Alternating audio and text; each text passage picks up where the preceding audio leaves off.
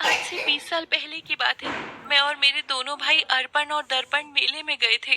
काजल अपने दोनों भाई अर्पण और दर्पण से बड़ी थी। उनके माँ बाप की मृत्यु 1 साल पहले ही हुई थी। बच्चे अपना सारा काम खुद करते थे और साथ में अपनी चाची रत्ना देवी का भी काम करते थे।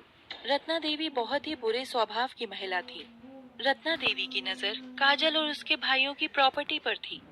मेले का समय चल रहा था, इसलिए रत्ना देवी ने काजल को अपने पास बुलाया। अर्पण और दर्पण भी साथ आए।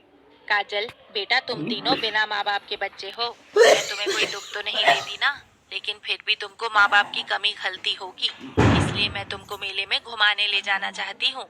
बच्चों को इन बड़ी बड़ी बातों का कुछ समझ नहीं आया था, लेकिन उन्हें मेले में जाने का समझ आ गया था और वो खुशी से नाचने लगते हैं।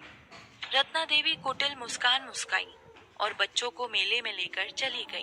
तीनों बच्चे मेले में घूम रहे थे। उनको चारों तरफ अच्छी अच्छी चीजें दिख रही थी। तीनों एक दूसरे का हाथ पकड़े हुए थे। तभी रत्ना ने आकर उनका हाथ छुड़ाया और उसने दर्पण को कुछ पैसे दिए। दर्पण बेटा, ये कुछ पैसे लेकर जाओ और सभी के लिए आइसक्रीम ले आओ।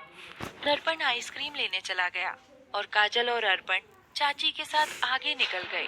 दर्पण उस मेले में ही खो गया। ये आप बीती सुनकर सभी की आंखों से आंसू बह रहे थे। तुम्हारे साथ बहुत ही बुरा हुआ है, लेकिन उसका संबंध इस जमीन से कैसे है?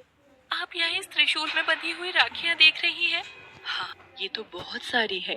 मैं हर साल भगवान शिव के सामने इस त्रिशूल में राखी बांधती हूँ और मेरी उम्मीद होती है कि एक न एक दिन हमारा भाई दर्पण जरूर आएगा, इसलिए मैं ये जमीन नहीं बेच सकती।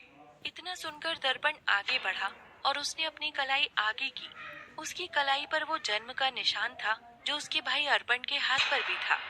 दर्पण ने हाथ आगे किया और रोते हुए कहा, दीदी, मैं आ गया हूँ। अब तुम अपने भाई को राखी बांध सकती हो। मैं ही हूँ आपका दर्पण। इतना सुनकर काजल हैरान हो गई, क्योंकि उसने दर्पण को कंपनी के बाहर देखा था। मैंने तुमको एक कंपनी के... दीदी, मेरे हाथ पर बना हुआ है निशान देखिए। मैं झूठ क्यों बोलूंगा?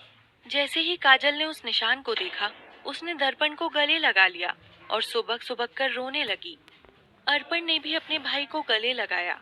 आज 20 वर्षों के बाद मिल गए थे। दर्पण, क्या तुम अब अपने माँ बाप को छोड़ दोगे? नहीं माँ, आप दोनों ने मुझे कभी किसी चीज की कमी महसूस नहीं होने दी।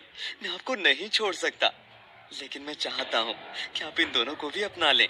अब इसके लिए तुमसे परमिशन कौन लेगा? हम तो पहले ही अपना चुके हैं। तीनों जोर से हंसते हैं।